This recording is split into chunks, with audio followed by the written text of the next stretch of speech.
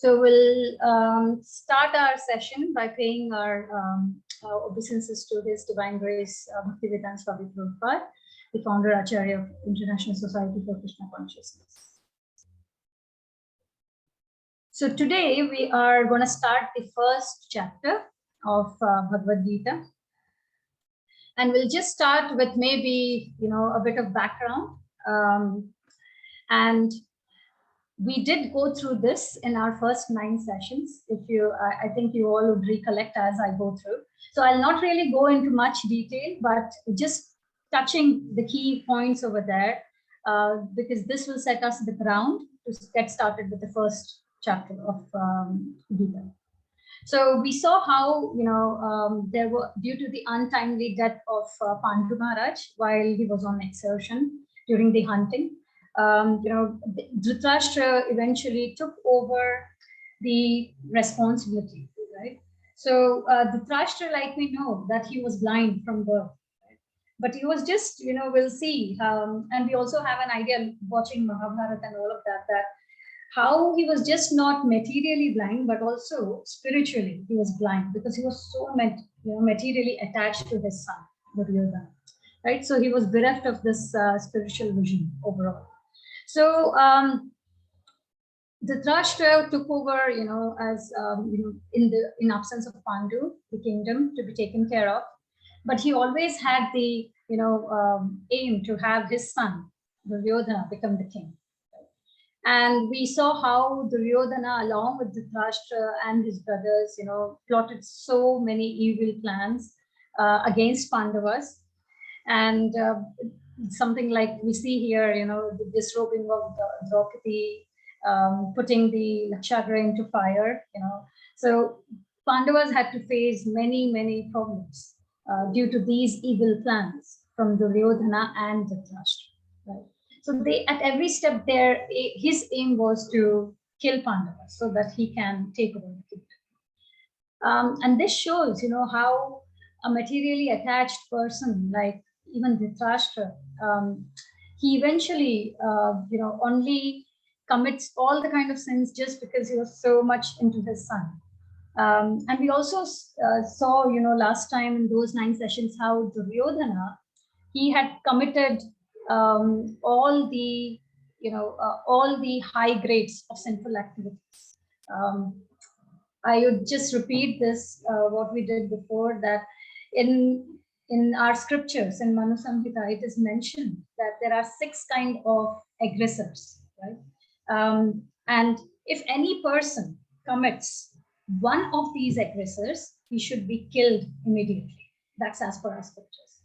But we saw how Duryodhana, he just not committed one of the sins, but rather all the 6 high-grade sinful activities. And those 6 were giving poisoning somebody, setting a house on fire, attacking someone with weapons, occupying others' property, right, and plundering riches. And the last one was eyeing somebody's wife.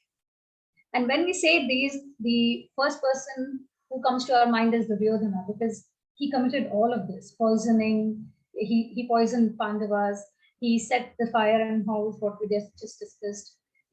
What he did with Draupadi, eyeing somebody's. So he did all these sinful aggressors. And eventually, when he tricked with his overall team, they tricked Pandavas into the dice grain. And eventually that led to Pandavas going into forest for 13 years, of which 12 years were in forest and 1 year they had to stay in incognito. Now, after Pandavas, lawfully, dutifully did all these 13 years, and they were back, they requested the kingdom, and Duryodhana and Dhritarashtra, they denied it. And that we also saw how Krishna, as a Shanti Dut, goes to Hastinapur, putting forward, proposals as to get part of the kingdom for Pandavas, and Duryodhana denied that. Krishna then came up saying, just, at least, because they are kings, Pandavas are king, they have to rule as per their role. So to at least give 5 villages. But Duryodhana, with his adamancy, we saw that how he mentioned he cannot even give as much as land as to even the tip of a needle, right?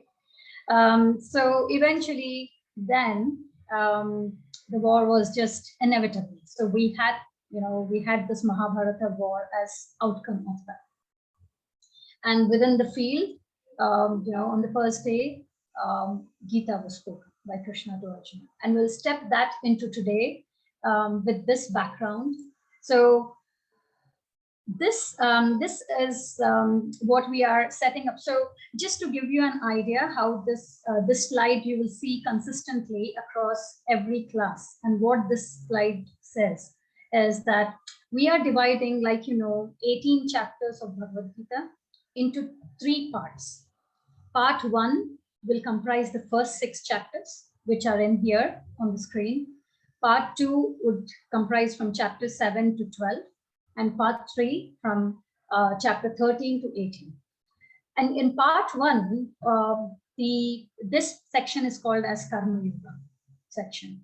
Now, last class, we saw in the introduction of the beautiful jewel box, if you remember, where we mentioned that the top of the box, top lid of the box, comprises of the Jnana Yoga, yeah? So that is, and the bottom of the box is Karma Yoga, this section, and the middle, which is the diamond, will be the section, the part of Bhakti Yoga, which will cover. So we are starting today the part 1, which we compare to the bottom of the box, and this Karma Yoga part, the main focus of all these 6 chapters, we'll see, it surrounds around us learning about ourselves as living entity. Yeah, it gives us quite a lot of questions and understandings around us as a living entity on itself. And we'll see how the middle 6 chapters, Bhakti Yoga, the main focus there would be Krishna. And the last 6 chapters, which are Jnana Yoga, would focus, the main point of focus would be us learning about the material nature. So this first part of Karma Yoga, like you can see, the highlighted one is the first chapter, which will be starting today. And the first chapter has 46 verses. So the way we read this slide is, first chapter has 46 shlokas. The second chapter, Contents of Gita Summarized, has 72 shlokas. The third chapter, Karma Yoga, that is the title next to that. So third chapter, Karma Yoga, has 43 shlokas. Fourth chapter, which is named as Transcendental Knowledge, will have 42 shlokas. Fifth, Karma Yoga, Action in Krishna Consciousness, where we'll study a bit more detailed aspect of Karma Yoga, continuing from third chapter. That has 29 shlokas. And sixth chapter is called as Jnana Yoga, which has 47 shlokas. Yeah. So we'll start with the first chapter today, which has 46 shlokas. And this is called as Observing the Armies on the Battlefield of Kurukshetra. Now, followed by the same structure of that slide, we will also split this similar slide, focusing on each chapter. So for example, this is chapter 1. We have split it into 5 parts, or subcategories, you may call it. And this makes it easy to follow and to club, sections to understand what exactly it is about. So for example, the chapter 1, we are dividing it into 5 parts, like you see here. And today we'll be covering from shloka 1 to 19, which is highlighted here. So, and next class, Krishna willing, will cover from shloka 20 to 46. So we'll get started now with the first shloka of Gita, which is Dhritarashtra's inquiry. So like last class, we learned that there are 700 shlokas in Bhagavad Gita. And we saw how Dhritarashtra has just spoken one shloka, which is this one. And there were 500 plus shlokas spoken by Krishna, around 84 by Arjuna, and 41 by Sanjay. So what I'm trying to say is this is the only shloka spoken by Dhritarashtra in whole Gita. And we will see that just with one shloka, how we know, how we understand Dhritarashtra's mentality, his mindset. Yeah, it's very clearly shown. So it starts like Dhritarashtra uvacha dharma kshetre kurukshetre samavetayu yutsavaha mamakaha pandavaschaiva kim akurvata sanjaya. So unlike last time, what we will do is we'll just maybe go participant wise on the list, what I see here of the participant list, and I will call out the names, and maybe the person can read the English translation. This will allow everybody to get a chance. So maybe on my list, first is Ashish.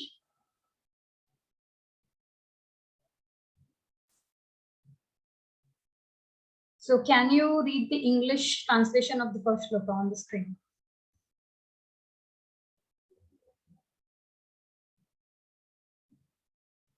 Okay, we'll move to Hari Krishna Prabhuji. Are you around? Yeah, yes, ma'am. Sure. Can you read the translation, please? Dhritarashtra said, "O Sanjaya, after my sons and the sons of Pandu assembled in the place of pilgrimage at Kurukshetra, desiring to fight, what did they do?" Thank you, Hare Krishna Prabhu. So, we see here Dhritarashtra uvacha. So it is Dhritarashtra said, after my sons and the sons of Pandu. So he's asking this to Sanjaya, right? And we know that Sanjaya had a special power with him, which is his vision. He was, given the vision by his guru Vedavyas that he could sit in Hastinapur and he could envision what is happening at the battlefield of Kurukshetra, right? So he had that power, and he was he's the spokesperson for Dhritarashtra overall in Gita. Yeah? So Dhritarashtra here is asking that we have highlighted here my sons and the sons of Pandu. So we see here the mentality. We are speaking this from an age where there was no differentiation within a family of your sons and your brother's sons. So it was one whole family in itself, unlike what we have now as we move, as we are in Kali Yuga now. So back then, this shows that Dhritarashtra, with that mentality, how clearly with his mindset, he's differentiating his sons, which is the Kauravas, and the 5 Pandavas, right? So and he's also highlighting here that they are assembled in the place of pilgrimage, which is Kurukshetra, right? So Kurukshetra was a holy field, and we know that because it was a dharma, land, it will support the dharma side of it. So here, and then he asks, desiring to fight, he's confirming that. What did they do? So it's like he knows that why are all these, Pandavas and Kauravas on the back? They are there to fight, right? Then why is he asking what did they do? It's like, we can give an example of that. We are sitting, it's lunchtime, we are sitting, we have the prasadam plate in front of us, and then we are, somebody checking what are they doing. So it's quite obvious that why are they there, so with this shloka overall, why is Dhritarashtra highlighting and checking on these aspects? Is because he's kind of undergoing different emotions, right? So he has several things in his mind going on. First thing is he's really desirous that his sons, Kauravas win and they get this kingdom. So his desire is to see Duryodhana as the king, right? And at the same time, he is hopeful that that Pandavas are so pious, right? So under the holy influence of this place of pilgrimage, it is a holy place. So under the influence of this holy place, Pandavas, he's hopeful that hopefully Pandavas can renounce, the kingdom. And they said that, they come up saying that we don't want to have this bloodshed, and they back off. He is also, why he's thinking, why is he hopeful? Why is he dependent on Pandavas being, backing off, is because he's really highly doubtful that his sons might win the battle. There is a high possibility that they may lose, because he knew who Lord Krishna was, right?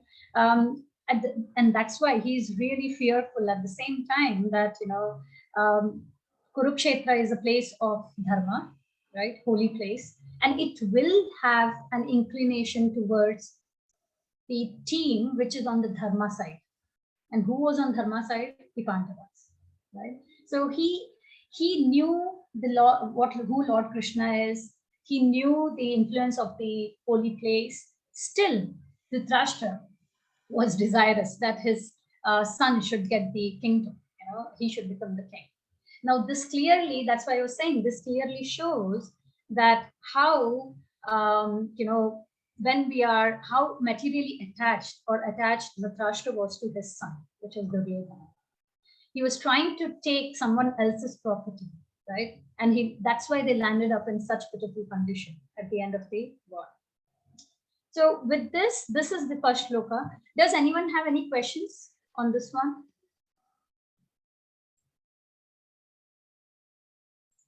Okay, so we'll move further. And now we'll cover the shlokas, which was the second part of that chart which we had given, which is shloka 2 to 11. We will see here in this set of shlokas how diplomatic was Duryodhana and how political was he. He was really a very great diplomat. And also we'll see about how Duryodhana was fearful himself. What about Dhritarashtra? Even Duryodhana was fearful, yeah. And we can see it coming out in his diplomacy, while describing the armies. So this is the second shloka. So Sanjaya uvacha drishtva tu pandavani dridham Duryodhanastada acharyam upasamgamya raja vachanam abravit. So let me see who's on the next list. So Harshad Prabhuji, are you there? Yes, Nikita Mataji. Yeah, can you please read? Sure. Sanjaya said, O king, after looking over the army arranged in military formation by the sons of Pandu, King Duryodhana went to his teacher and spoke the following words. Thank you. So here we see that when Duryodhana looked at the army arranged by Pandavas on the battlefield, he immediately went to Dronacharya, who was his teacher. Now here, Sanjaya highlights Duryodhana as, in the fourth line, you can say that Raja Vachanam Abravit. So he calls him Raja, right? Although he is just a prince, he's not the king, and we address king as Raja. The reason is because Sanjaya knows that how much of an expert Duryodhana was in Rajniti, in politics and diplomacy. And that's why he is highlighting here him as that.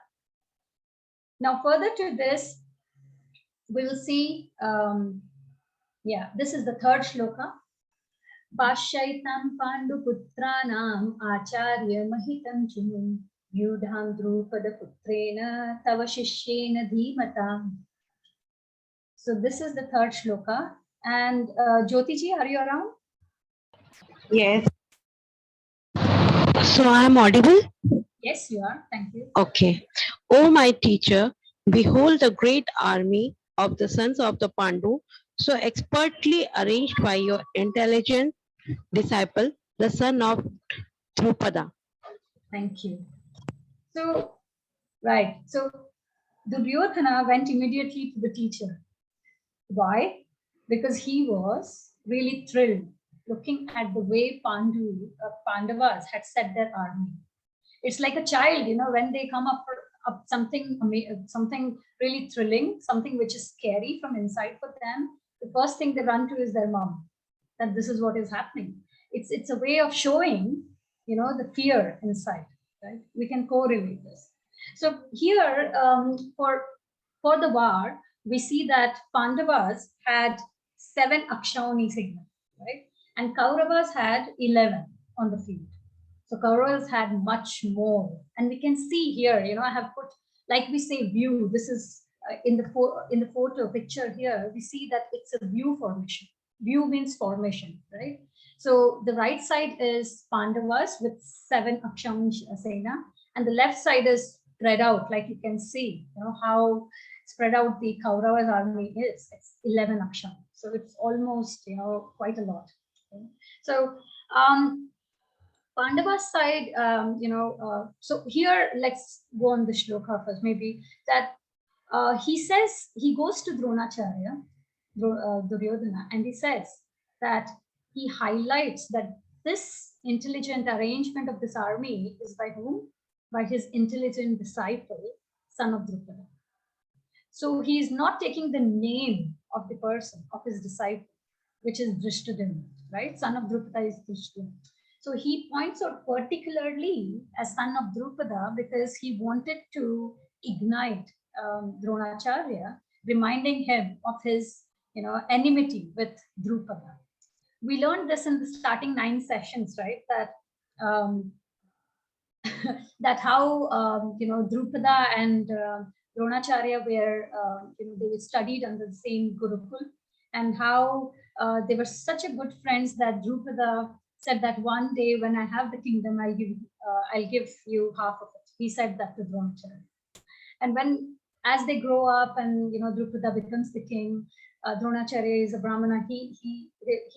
His profession is he does the teaching bit, and because he is undergoing, he was in such state of not in being poor that he went to get a support from Drupada, remembering the promise from him. And when he approached Drupada, Drupada made fun of him in front of the whole, people of his kingdom. So this really hit Dronacharya very badly. And how, as Guru Dakshina, he asked Pandavas to go and get Drupada and to show him his right place and to take the revenge. So eventually, Drupada was insulted and he was released by Dronacharya, but Drupada took the vow that he did a lot of tapasya, and I think it was Lord Shiva who granted him that he would beget a son who could kill Dronacharya. So here Duryodhana very intelligently is highlighting that this Drupada, his son, is setting this up. And also the second factor here is he's highlighting Dronacharya of his liberal thinking, that even though Dronacharya knew that Drupad's son would kill him, would be a result of his death, he still trained, he still imparted the military secrets to Drishtadimna, despite knowing that he is born to kill Dronacharya, right? So Duryodhana highlighted this to really, agitate, at the same time to highlight Dronacharya that he shouldn't be similarly lenient towards Pandavas now on the battlefield. Yeah, he wanted to anger Dronacharya so that he can remember that he did this leniency of imparting the knowledge to Drishtadimna before, but he should be, on the field now. He should be really working against the Pandavas because he's standing there. And with the other thing which we notice in this shloka is the way Duryodhana is addressing, his teacher. So a guru plays a very important role in each one of our lives, right?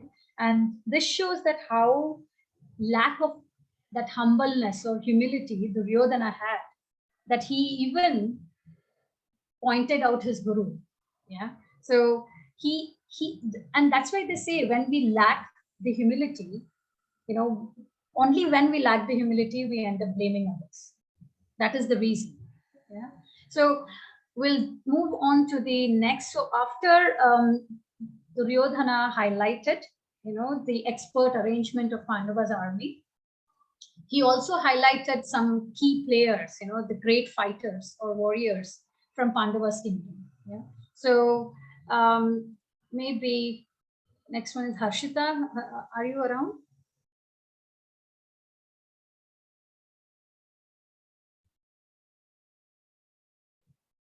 Okay. So maybe. Sorry. Yeah. Go ahead. Yeah. Here in this army are many heroic bowmen equal in fighting to Bhima and Arjuna. Great fighters like Yuyodhana, Virat, and Drupada. There are also great heroic powerful fighters like Drishtaketu, Chiketanam, Kashiraja, Purujit, Kunti Bhoja, and Saibya. There are mighty Yudhamanyu, the very powerful Uttamauja, the son of Subhadra and sons of Draupadi. All these warriors are great chariot fighters. Thank you. So we see here how Duryodhana highlighted, the other fighters within the Pandava army. Now, if we just go quickly, maybe who each of these personalities are. So Yuyudhana was the commander-in-chief of Krishna's army. So he was around Virata, the king Virata. This is the king where Pandavas, when they were in exile, and the 1 year of incognito which they had to spend, they spent in this kingdom, of Virata. And then Drupada, we know Drupada is the father of Draupadi. Right? Then he also highlights Drishtaketu. Now, Drishtaketu is the son of Shishupal. We know Shishupal was envious of Krishna, right? He was against Krishna, but his son, yeah, he was supporting Pandava's army. Chekitana is one of the great archers of Vishnu dynasty. We have Kashiraj, the king of Kashi, Kunti Bhoja, which is Kunti Maharani's brothers, and his son Purujit, and Shaipya, which is the father-in-law of Yudhishthira. Okay? And then we have Yudhamanyu. He's also one of the prince of Panchal, along with Uttamoja, and the son of Subhadra, which is Abhimanyu, and sons of Dhruva. Yeah. So he highlights all these. Now, when he highlights this, this thinking that his team, when he's highlighting in his nervousness, sinking in the army which he has in front, he realizes that his army, the Kauravas army, might get more fearful. Yeah? So then, to cover that, to encourage his own army on Kaurava's side, Duryodhana then speaks the following verses, which you will see that now he praises the team from his side. Yeah, and this shows how well diplomat he was. He knew exactly, to really aggravate and then to calm, and to motivate his team. So we'll see further. Then this is the 8th shloka. So it goes as Bhavan Bhishmascha Karnascha Kripascha Samitinjaha Jayaha Ashwathama Vikarnascha Saumadatte Stataivacha. So let me come back to the list. Sorry. So I think Kavya Gauriji has just joined through phone. Can you? Yes. Yes. Okay. Thank you. There are personalities like Bhishma, Karna, Kripa, Ashwasthama, Vikarna, and the son of Somdat called Purishava, who are always victorious in the battle. Thank you. So Bhurishava, like we see, he's the son of Somadatta. Somadatta was one of the kings of Kuru dynasty, one of the brave ones. So, and he was so powerful that he came in this army out of the 11 Akshauhini Senas the Duryodhana had. Somadatta had got one full Akshauhini Sena. So he was really powerful. And then we see, how Duryodhana nicely, he first appreciates the teacher himself, the Dronacharya, and then he highlights Bhishma Pitama. And then we see how he highlights Karna, because Karna was not in the battlefield in the initial time point. We all know that. But still, he highlights Karna because he knows that he is the only one who is in par with Arjuna. Yeah. So he is his most strong point when it comes to Arjuna in Pandavaga. Then he highlights Kripacharya, Ashwatthama, and also Vikarna. So Vikarna, as such, was not, he was Duryodhana's one of the brothers. Okay. And he was not really one of the greatest warrior, but Duryodhana especially highlighted him here because Vikarna was the only one who had stood against, when Draupadi's disrobe was happening. So even though he was from Kaurava's team, he still stood up and he told Duryodhana that he's not doing the right thing. Not so. At that assembly, when even Dronacharya or Bhishma Pitama did not say anything, Vikarna raised his voice. So Duryodhana here wanted to highlight him specifically that he is, considered as one of the key warriors from his team, and that's why, to motivate him that you are still there, and he's really counting on him. So he highlights this overall, and then he also highlights further. We see here that अन्ये च बहवः शूरा मदर्थे त्यक्तजीविताः नानाशास्त्र प्रहरणाः सर्वे युध विशारदाः. So Nanjaraja ji, will you be able to? Thank Yes, you. Hare Krishna. There are many heroes who are prepared to lay down their lives for my sake. All of them are well equipped with different kinds of weapons and all are experienced in military science. Thank you. Thanks a lot. So here, Duryodhana, while he highlights his team, we see that how he has taken it for granted in a way that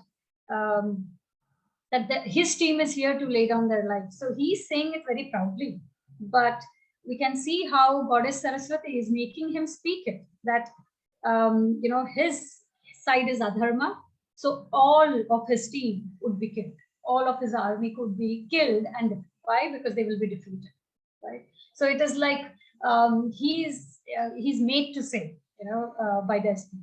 So moving further, then we see 10th shloka.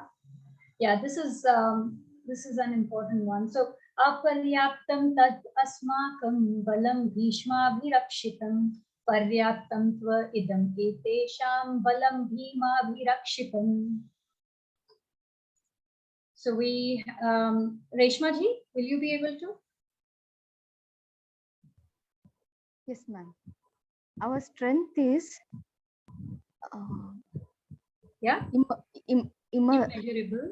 immeasurable, and we are perfectly protected by grandfather Bhishma, whereas the strength of the Pandavas carefully protected by Krishna, Bhima is limited. Right, thank you. So we see here, that he's really highlighting Bhishma Pitama, right? Again, a great diplomat, and he was really confident that when it comes to the strong pillars in Kaurava's team, like Bhishma Pitama and Dronacharya, Duryodhana was very confident that they will be, completely supporting him, because this confidence was coming out when Draupadi's disrobe was happening. Both Bhishma Pitama and Dronacharya, they did not speak a word. They did not. So this appealed, they never appealed much. So that's why Duryodhana was very confident that they are fighting from Kauravas and they would give their best. And they are great warriors. Right? Now, he mentions here again that his strength is immeasurable, right? We saw how that view formation was there. It was like, it was beyond. to the capacity. And then he also highlights here about Bhima, how he compares that Bhishma Pitama is the person here for the commander-in-chief, and on the opposite side it's Bhima. He was really envious of Bhima out of all the Pandavas. Why? Because while Draupadi's disrobe happened, Bhima had promised that he would kill Duryodhana. And Duryodhana, he knew that Bhima is his death. So he always looked up on him, such that he will be, keeping his mind such that he will be defeated. So that's with the couple of things there which we need to mention. And the other thing, also last thing, is Duryodhana considered that while he praised Bhishma here in this shloka, in the following 2-3 verses, you would see, from the As It Is book, that because he praised Bhishma here, he felt that others within his team might also feel less important. And that's why, he praised Bhishma here. And then in the following verses, we see how he is also requesting, and even in, in following verses, he mentions that even though Bhishma is, a really great warrior, but still he's got old and he would need protection from his rest of the army, so that they really feel good and really motivated that they are here and they are really be counted on. So that's, Duryodhana. And here for Bhishma Pitama, we would see that there are some, so he's really the main point, for being counted on for Duryodhana. So far we see that Duryodhana recognized so many great warriors within Pandavas, and then he recognized all his warriors, key persons in Kauravas. Can anybody say that, is there any personality he missed to recognize so far on the battlefield?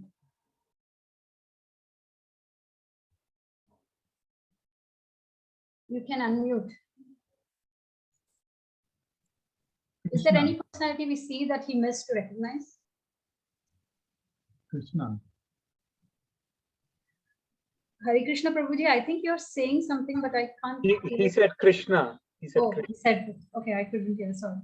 So thank you. Yes, that's the thing. So that's Duryodhana for us, that he recognized each and every person there, but he didn't recognize the most important person on the field, because he never considered Krishna anything. That's Duryodhana mentality. Even when before the war, when he went to ask for support to Krishna, we saw how, when Krishna gave the option of between him and he wouldn't raise any weapon in the war, and the second option was his army, Duryodhana was, given the second chance to answer as what he wants. The first chance was given to Arjuna, and Duryodhana really went so nervous that what if Arjuna asks for his army? Because what will he do by having Krishna? Not even, there to fight, just his presence. But he found Arjuna really silly, and that he chose Krishna over the army. So that's Duryodhana mentality, that it's not just at the battlefield, even before the battlefield, he did not consider Krishna anything.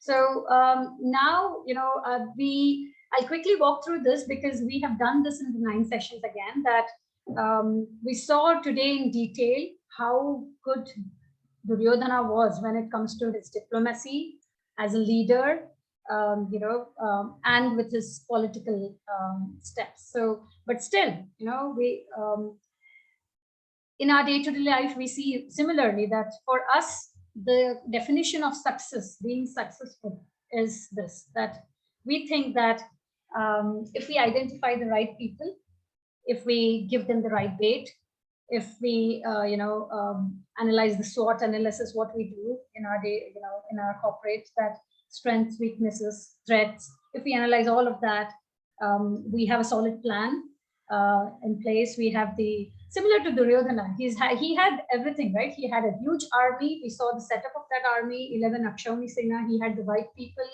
great warriors. He had a good planning, right? To have such a big war, it needs a lot of planning. So he had a good plan in place.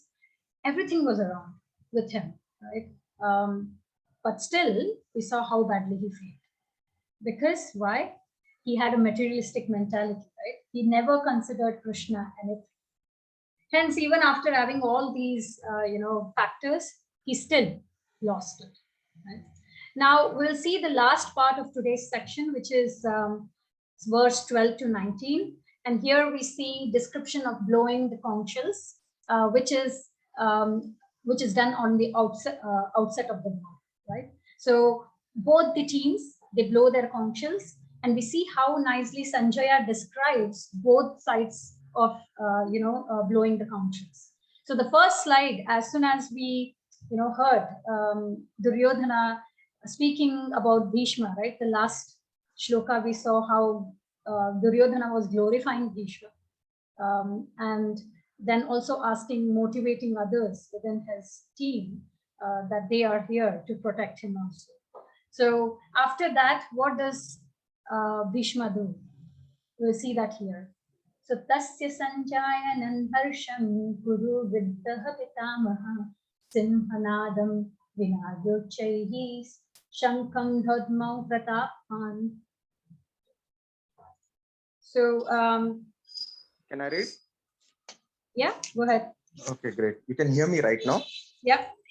Okay, thank you. Sorry, I think last time you were calling my name, I was not able to speak, or my phone was a problem. So then Bhishma, the great valiant grandsire of the Kuru dynasty, the grandfather of the fighters, blew his conch shell very loudly, making a sound like a roar of a lion, giving Duryodhana joy. Thank you. So, like I said, just before the shloka, it is how Duryodhana was glorifying Bhishma Pitama. Now, Bhishma Pitama knew how cruel Duryodhana is, and what is his intention of all those praises he did to his army. So he wanted to stop Duryodhana's political talks, yeah, and all his diplomacy, because he had enough of that.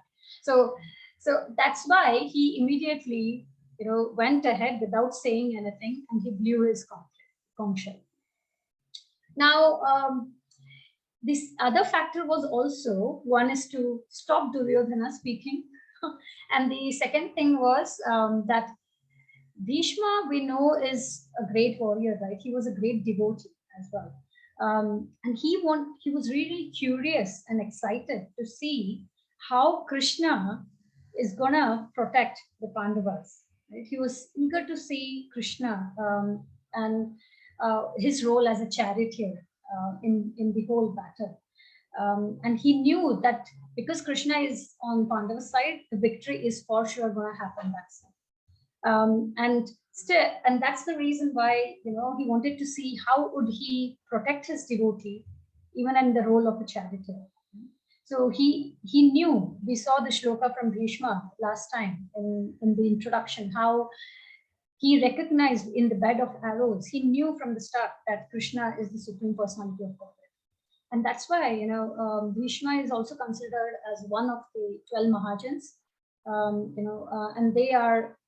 Mahajans are the close associates of Lord. So he is counted one among that. So that's his level. He is one of the greatest devotees. And he was serving Krishna like how Krishna wanted him. So Krishna, he plays his pastimes, right, in different ways. And sometimes it's so difficult to understand that. So if through Bhishma, Krishna wanted to show us that no wonder how valorous or how virtuous a person might be, you are. But if you're not in favor of dharma, then you will be defeated. And Bhishma Pitama was example of that, great example. So here we see how they have praised, how Sanjaya praises Bhishma. He compares him to Simha Nadam. So he is compared to a lion, right? And at the same time, he is called as Pratapvan. So, this ending of Van is, which shows that they are full of that quality, like Dhanvan we call, right? Bhagwan. Bhagwan is someone who is with full of the opulence. Similarly, Pratapvan is one with full of valor. Right? So Bhishma was, as deadly as that. So followed by Bhishma Pitama blowing the conch shell, all the Kauravas army. So after that, drums, bugles, trumpets, and horns were all suddenly sounded, and the combined sound was tumultuous. So it was a loud thunder sound from their team. Now we spoke about Kauravas. Now Sanjaya is now moving to Pandavas, describing their functional beauty. So Tatah Shvetairyukte Mahati Sandena Stito Madhavah Pandavaschaiva Divyo Shanko Pradanmatuhu. So Reshma ji, are you around to read the English version of this? Yeah, ma'am. Sure. On the other side, both Lord Krishna and Arjuna, stationed on a great chariot drawn by white horses, sounded their transcendental conscience. Okay.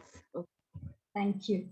Welcome. So we see two different perspectives here. So when Sanjaya is saying about Pandavas, we saw how he recognizes, the first person he recognizes here is Lord Krishna. And this is the mentality of a bhakta, right? This is how they think, first thing they see is Krishna. And we saw how Duryodhana saw, right? He saw everything other than Krishna. So this is the difference. So Sanjaya's first thing was he recognized Krishna being on that side. And what he also highlights here is transcendental consciousness. Now, I'm sure in the first 9 sessions, and even in the last session, you might have seen this word coming again and again, transcendental. And what we mean by word transcendental is something which does not have anything material. It is full spiritual. Yeah, that is how we need to understand it. So it means that it's in Sanskrit we see here divyo. So it is divya. Yeah, it has a divine nature. And whatever is associated with Krishna, it will be, that means it's transcendental. It is not affected by anything material, in this material world. So for example, we say that we are offering to Krishna, and after the food is offered, we take the prasada, right? This prasada is transcendental food because it is taken after offering to Krishna. So the food itself is transcendental. It becomes spiritual in nature. So everything in connection with Krishna, becomes spiritual for us. We also see how Pandavas, saw Krishna, right? So there, Bhishma was the first one who blew the function, because he was considered as the most top person in that. But here we see how it was first Lord Krishna. That's how Pandavas counted in Krishna. Right? They kept him they always had him as the most important person, irrespective of whether he had his weapons on or not. So similarly, we see that, in the following verses, you would see that they have highlighted the conch shell names of each, of the Pandavas. So Krishna's conch shell is called as Panchajanya. Krishna's other name is Rishikesh. Why? Because Rishikesh means owner of all senses. And then we saw Dhananjaya. Arjuna is also called as Dhananjaya, and his conch shell name is Devadatta.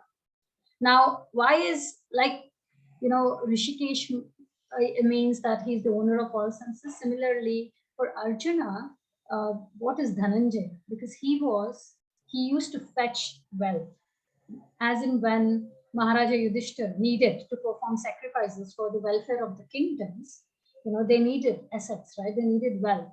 And Arjuna was known to go over to win over the kingdoms and to fetch the wealth, yeah, which could be used for those sacrifices. That's why he was called as Dhananjay as well.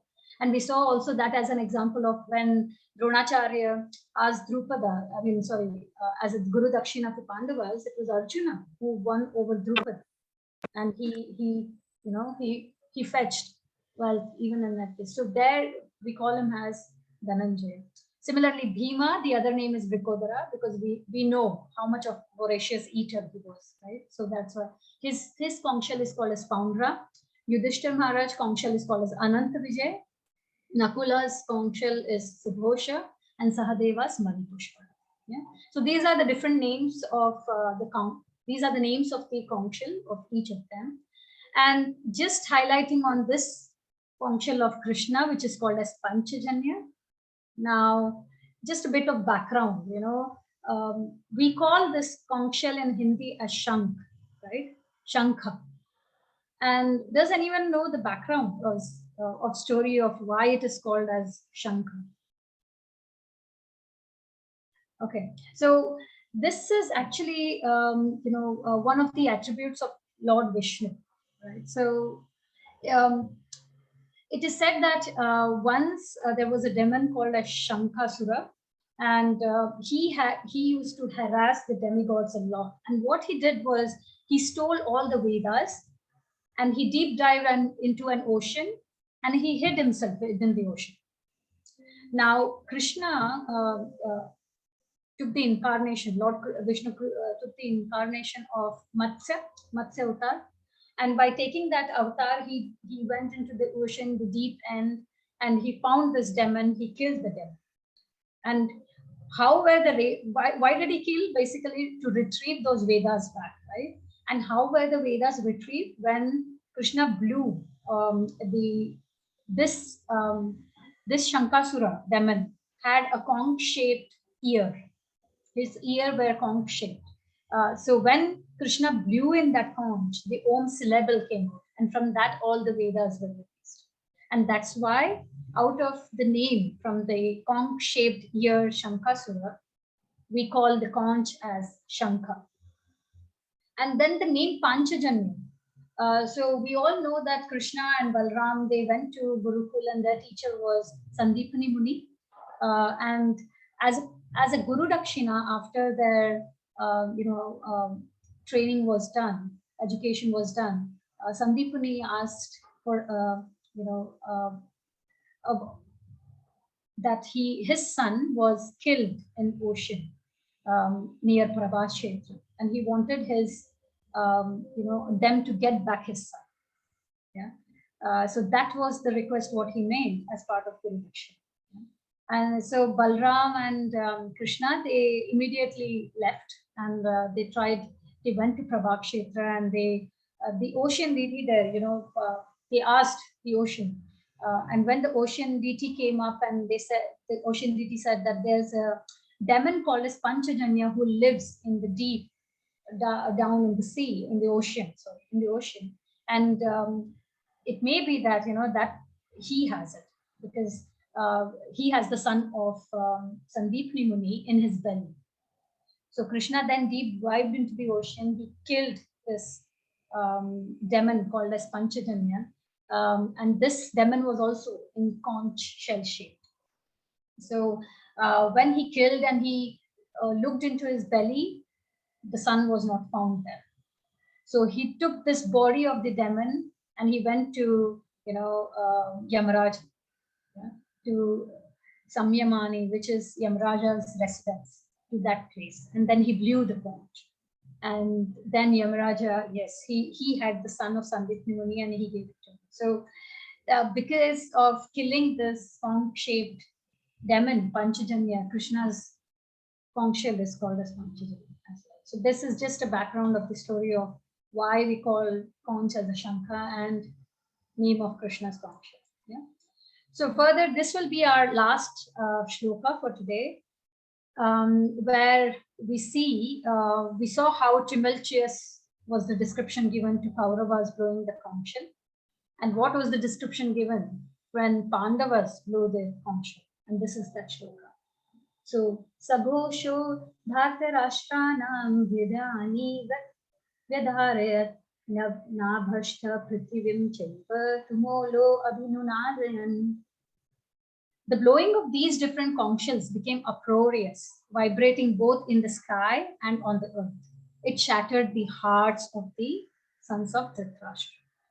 So the conch shell sound, which was made from Pandavas, how is Sanjaya describing it? That it was really very vibrating, not only the earth, but also the sky. The sound of the conch of Bhishma and others, it did not cause any heartbreak for Pandavas. But once Pandavas and Krishna, they blew their conch shell, it was heartbreaking for the sons of Dhritarashtra. Yeah. So with that said, so we know that so far how Pandavas considered Krishna, right? So the signs of victory, even before the war, we went through this in the 9 sessions that there were few signs of victory, which was pretty much clear that Pandavas are going to win the battle. And which were those? They had an holy environment. That is what Dhritarashtra was worried about as well. Kurukshetra, presence of Lord Krishna. And wherever there is Krishna, there would be fortune, right? Because his beloved is Lakshmi ji, and she is goddess of fortune. And wherever there is Krishna, goddess of fortune resides there. And the flag on Arjuna's chariot, which was Hanumanji's flag. And Hanumanji is representing a great devotee association there. So we saw his valor, right? We know his valor, that he could burn whole Lanka. And he was there as a support to Bhima, as promise to Bhima as a support on Arjuna's chariot. So, and how can we do the same? How can we avoid having Duryodhana mentality where not considering Krishna anything and rather having Pandava's mentality to consider Krishna as the main thing? So how can we translate Pandava's thing in our life so that we can also come out victorious? We saw this in the 9 sessions. So and holy environment, like they had Kurukshetra. So if we regularly, how can we make our house really very pious or auspicious? Is by regularly worshipping, by chanting the names of Krishna with the mantra Hare Krishna, Krishna Krishna, Hare Hare, Hare Rama, Rama Rama, Hare. Right? And keeping our house clean, and also we learned how don't run behind Lakshmi ji. This was one of the key sessions, we had that if we run behind Lakshmi ji, then we know the other name of Lakshmi ji is Chanchala. So we might, have her and then lose her. It is Chanchala.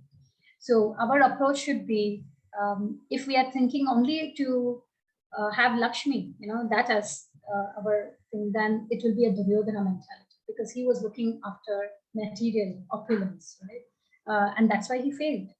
Whereas Pandavas, their mindset was considering Krishna as the key. And because they had, if we keep Krishna in the center, then Lakshmi ji will follow him. Right? Wherever there is Chanchalpati, which is Krishna, there will be Lakshmi ji.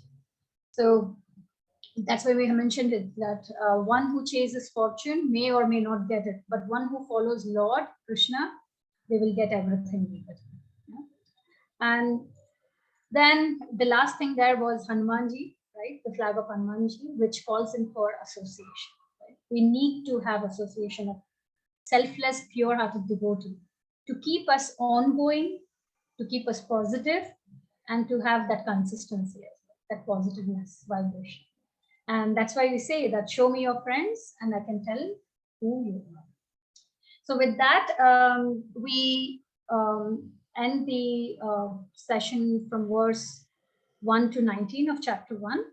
And I would request you all, like, to share this every time. And we mentioned here as well how one of the key factors for us to be successful is to chant, right? And we see this in Srimad Bhagavatam, where they specifically mention for Kali Yuga, the sacrifice, the key sacrifice is chanting the name of Lord, which is Kate Yadhyayato Vishnu Tretayam Yajato Mathe Vapare Parichadyanam Kalau Tadhari Kirtanat. So whatever results was obtained in Satyug by meditating on Vishnu, Treta by performing sacrifice, Dwapar by serving the Lord's lotus feet, can be obtained in Kali Yuga simply by chanting Hare Krishna Maha. So I hope you all are chanting. We have started chanting.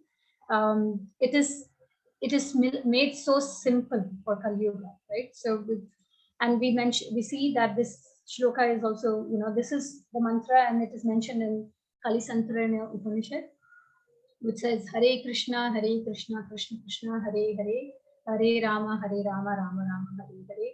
Iti Shodashikam Nam Kali Kalmasanasham Nataha Parataro Payah Sarva Vedishu Drishyate. So these 16 names, composed of 32 syllables, are only means to counteract the evil effects of Kali Yuga. In all the Vedas, it is seen that to cross the ocean of incense, there is no other alternative to chanting the Holy. Yeah. So I would just request you all to start chanting.